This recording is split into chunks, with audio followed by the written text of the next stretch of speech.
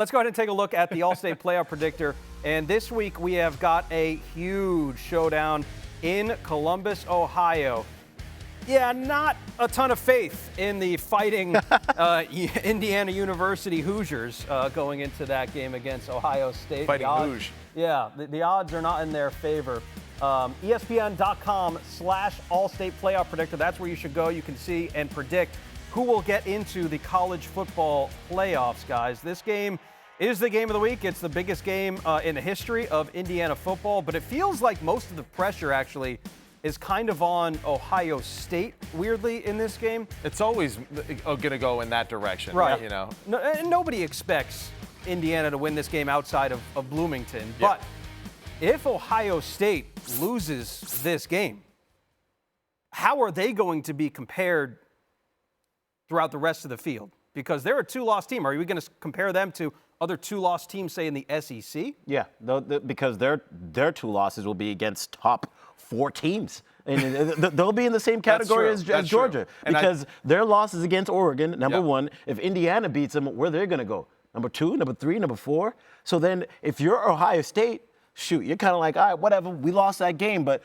now we get to be in that 5 spot. I think that's where they drop because they're already the second best team in the country. You end up in that 5 spot. We'll show it a little bit later. You saw it at the beginning of the show, but if you end up in that 5 spot, you get BYU as the number 12 seed in that first round, and then you get to go on to the second round and take on maybe Boise State, an easier opponent, so who already has that first round bye as the 4th seed. Nobody's giving Indiana a chance this weekend.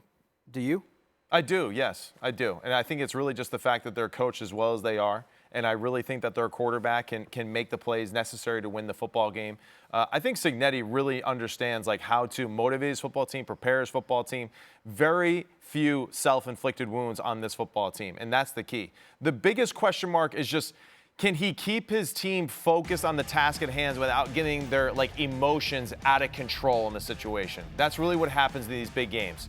When it is a big-time matchup, that is the biggest question for teams like this. So you don't think that they should rest their starting quarterback in this game? Oh, now, this was absolutely ridiculous because listen, Joey's awesome. He's a phenomenal football player, all that. Now, that take, I can't agree with. That's what we call a bad take in the industry, all right? Hey. But, you know, but it's the truth, man. I mean, this is the most important game in your program's history. Florida State, hey, you lost your quarterback in a game that was already kind of in hand and won. You probably could have won it with your third-string quarterback in that situation. This is one of those games where you really need to prove yourself, and you need to have a great showing with your star quarterback. If they roll out their backup because they're sitting Curtis Rourke, yes, he's played well, but that is leaving the door open for, I think, something to really go awry for them. Real quick, YouTube chat.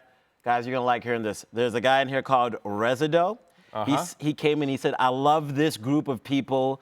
I was here at the beginning of the season for the fantasy draft. So shout out to him. He's been with us before the season even started. He said he watched our show. That's probably Brian, our producer, in there. He's just No, we really cool. Shout out to you, man. Thanks for watching the show. Everybody that's watching, subscribe, like the video, and let's talk more football. So we got everyone saying now, this is a team you don't want to see come this time of year. Vanderbilt is one of those teams. Tennessee has a 78% chance to win this game, guys. Ooh. Maddie, you agree with this percentage, or should it be a little bit lower? I like the music here that we got going right now. I like this percentage, and Tennessee is going to take care of business against Vanderbilt, all right? Because we are the best team in the state of Tennessee, so don't even worry about it. All right, we're going to take care of the Commodores. Sharks are in the water, Scoob, and they are just waiting for the chum right now. BYU and Arizona State. This is a really tight one and a toss-up that could decide the Big 12 title race. Who wins this game in your mind, Scoob? I'm going to go ahead and take BYU. They already burnt me once when I picked them to beat Kansas last week, but I think BYU bounces back after a tough loss. This is the chip. This is the motivation that you need to come out and play strong. The fighting Dillahams, man. They're going to get it done. I'm telling you. Yeah, that's right. Whatever that trident thing is that they do. There's another one, too. Ole Miss and Florida. How about Florida kind of wrecking LSU season, and they might do the same to Ole Miss. This is a sneaky football game, man, and I'm sorry to all the fans out there that hate the SEC talk, but like this is a real tough matchup. Florida is playing really good football. Yeah. DJ Lagway is doing it his way. Lagway. So they're playing really good football right now, but you know the key is can they protect him consistently against one of the best defensive lines in the country? Ooh, I love this matchup. Lagway, hopefully the hamstring is getting healthier. He looked like he was moving quite well, but for Ole Miss, if you get this win, this is another statement win where the committee is going to look at it like, that's a good win.